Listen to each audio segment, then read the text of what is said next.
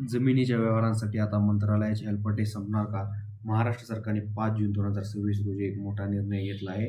आता अनेक जमीन प्रकारांचे थेट जिल्हाधिकारी निर्णय घेऊ शकणार आहेत. यामुळे नागरिकांचा वेळ वाचणार की नवीन अडचणी निर्माण होणार?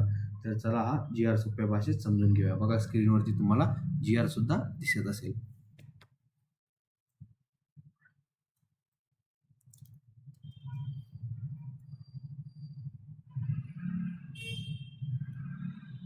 नमस्कार मित्रांनो, तुम्ही पाहत आहात टेक संवाद चॅनल. आज आपण महसूल विभागाच्या 5 जून 2026चा महत्त्वाचा जी-आर पाहणार आहोत. हा जी-आर विशेषतः शासकीय जमीन, नजूल जमीन पुनर्विकास, एफ-पी-एस-आय, टी-डी-आर आणि शर्तभंग प्रकरणाशी संबंधित आहे. जी-आरमध्ये नेमकं काय आहे?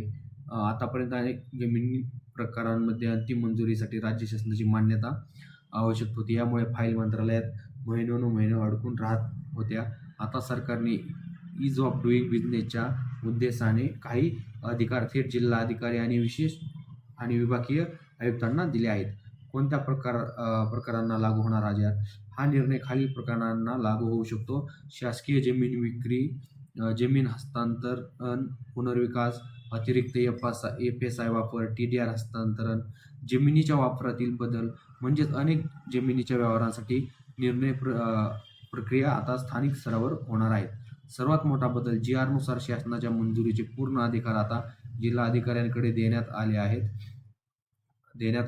आहेत. जर अधिमूल्य किंवा शुल्काची रक्कम 10 लाख रुपयांपर्यंत असेल तर निर्णय जिल्हाधिकारी घेतील आणि 10 लाख ते 20 लाख रुपयांपर्यंतची प्रकरणे विभागीय आयुक्तांच्या स्तरावर निकाली काढली जातील. 20 लाखांपेक्षा जास्त रक्कम: जर प्रकरणातील अधिमूल्य 20 लाखांपेक्षा जास्त असेल तर ते प्रकरण अद्याप राज्य शासनाकडे पाठवावे लागणार आहे. या जी-आरमधील आणखी एक महत्त्वाचा मुद्दा म्हणजे सर्व जिल्हाधिकाऱ्यांना 3 महिन्यांचे विशेष मोहीम राबवण्याचे आदेश देण्यात आले आहेत. यामध्ये मंजुरीशिवाय झालेली जमीन व्यवहार शोधून त्यांना नियमानुकूल करण्याची प्रक्रिया राबवली जाणार आहे. सामान्य नागरिकांवर काय परिणाम होतील? आता प्रश्न असा आहे की सामान्य नागरिकांना याचा फायदा काय? जर तुमचे शासकीय किंवा नजूल जमिनीशी संबंधित प्रकरण असले तर निर्णयासाठी मंत्रालयात फाईल पाठवण्याऐवजी जिल्हा स्तरावरच अनेक निर्णय होऊ शकतात.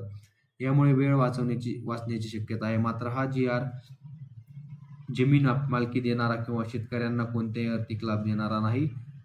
सोशल मीडियावर काही ठिकाणी हा जी-आरबद्दल चुकीची माहिती पसरवली जात आहे. हा जी-आर जमीन वाटप, कर्जमाफी, जमीन माफी किंवा मोफत मालकी हक्क देणारा नाही. हा फक्त अधिकारांचे विकेंद्रीकरण करून निर्णय प्रक्रिया जलद करण्याचा शासकीय निर्णय आहे. एकंदरीत पाहता महाराष्ट्र सरकारने शासकीय आणि नजूल जमीन अनेक जिल्हाधिकारी आणि विभागीय आयुक्तांकडे दिले आहे. यामुळे जमीन व्यवहारातील अनेक आर्थिक फायदा होणार आहे.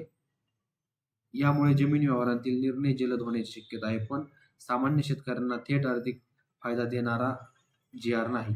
तुमच्या जिल्ह्यात अशा प्रकारची जमीन असेल प्रलंबित आहे का?